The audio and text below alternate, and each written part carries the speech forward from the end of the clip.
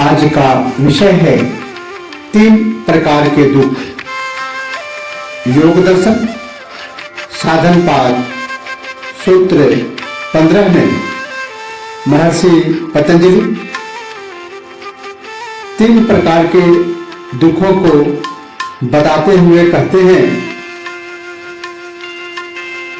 परिणाम ताप संस्कार दुख गुणवृत्ति विरोधाश्च दुःखमेव सर्वं विवेकिनः। अर्थात परिणाम दुख, ताप दुख और संस्कार दुख, ऐसे तीनों प्रकार के दुख सब में विद्यमान रहने के कारण और तीनों गुण सत्व रज तम की वृत्तियों में परस्पर विरोध होने के कारण विवेकी जन के लिए सबके सब दुख रूप ही है। महर्षि पतंजलि कहते हैं कि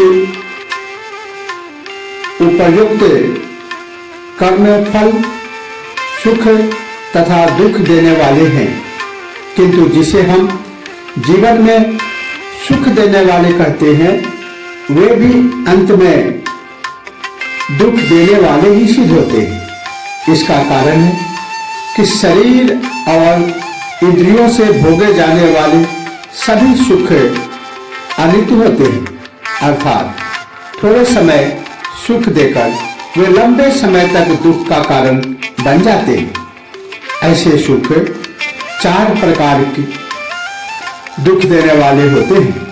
पहला परिणाम दुख है, जिसमें विषयों को भोगते समय तो वे आनंद देते हैं, किंतु उनका परिणाम दुखी होता है। जैसे स्त्री संसर्ग, सुस्वादु भोजन, नशा आदि भोगते समय सुखद प्रतीत होते हैं, किंतु इनका परिणाम बल, वीर्य, तेज की क्षति, बच्चों का पालन पोषण, व्याधियों का होना आदि परिणाम दुख है। इसी प्रकार भोगने की शक्ति समाप्त होने पर उन भोगों के प्रति जो तृष्णा रह जाती है वह भी दुख का कारण ही होता है। भोगने में सब सुख की प्रतीति होती है तो राग उत्पन्न होता है, जिससे आसक्ति बढ़ जाती है। यह राग भी क्लेश है जो दुख का कारण है। इस आसक्ति के कारण ही मनुष्य अनेक पाप पुण्य करके भी उन्हें प्राप्त करना चाहता है। साधनों में विलंब आने पर द्वेष उत्पन्न होगा, इससे वह हिंसा, चोरी, बलात्कार आदि अनेक कुकृत्य करेगा, जिससे वह सजा भी पाएगा। इसीलिए ऐसे सभी कर्मों का परिणाम दुख ही है। दूसरे प्रकार का दुख ताप दुख है। सभी भोग अनित्य हैं, उनके विनाश की संभावना से भी दुख होता है तथा सभी भोग सापेक्ष होते हैं। दूसरों को अच्छी स्थिति में देखकर ईर्ष्या भी होती है। भोग की अपूर्णता से भी संताप बना रहता है। यह सभी ताप दुख है। तीसरा संस्कार दुख है।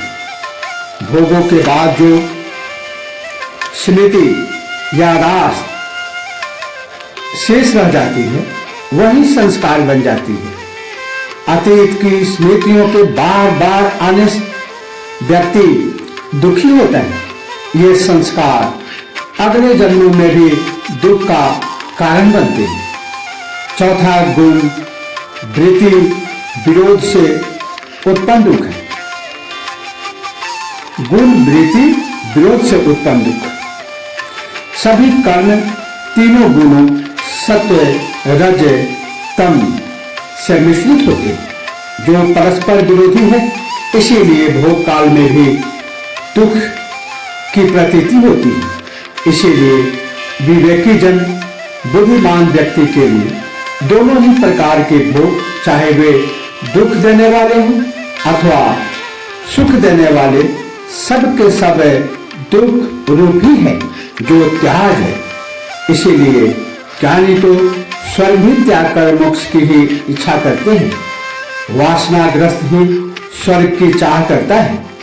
अष्टावक्र राजा जनक से इसीलिए कहते हैं, हे प्रिय, यदि तू मुक्ति चाहता है तो विषयों को विष के समान छोड़ दे और क्षमा, आर्जव, दया, संतोष और सत्य को अमृत के समान सेवन कर। अष्टावक्र गीता अध्याय 1 श्लोक 2।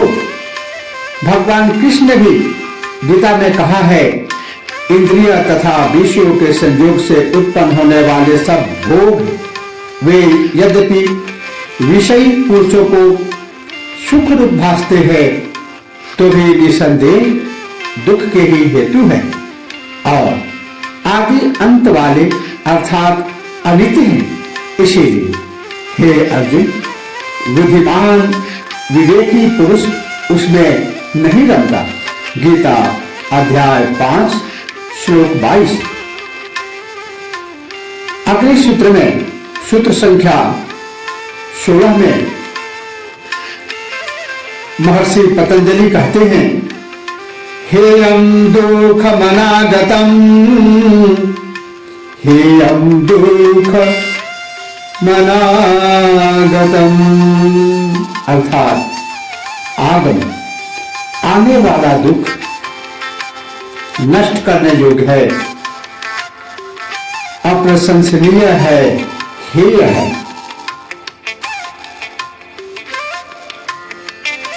अनेक जन्मों से जो शुभ तथा अशुभ कर्म किए गए हैं, उनसे निर्मित संस्कारों का समुदाय चित्त में विद्यमान रहता है तथा प्रत्येक जन्म में उनका कुछ अंश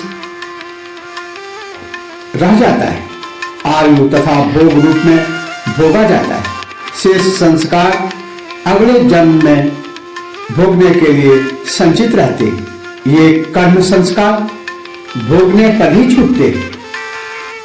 पूर्व जन्मों में जिन संस्कारों का फल भोगा जा चुका है वे समाप्त हो गए तथा इन जन्मों में जिन्हें भोगना है उन्हें भोगने से वे अपने आप छूट जाएंगे। उनके लिए प्रयत्न नहीं करना पड़ता, किंतु जिन संचित संस्कारों का फल अगले जन्मों में भोगा जाने वाला है उन्हें नष्ट करने का उपाय करना चाहिए, जिससे पुनर्जन्म न हो। यह सब दुख अविद्या के कारण है, जिसे आत्मज्ञान प्राप्त करके ही मिटाया जा सकता है। इसीलिए इसका एकमात्र उपाय योग ही है। आत्मज्ञान से संचित संस्कार नष्ट हो जाते हैं, प्रारब्ध को भोग लेता है तथा आगे के लिए संस्कार निर्मित नहीं होते। आज इतना ही। इसी के साथ ओम नमः शिवाय। जय श्री कृष्ण।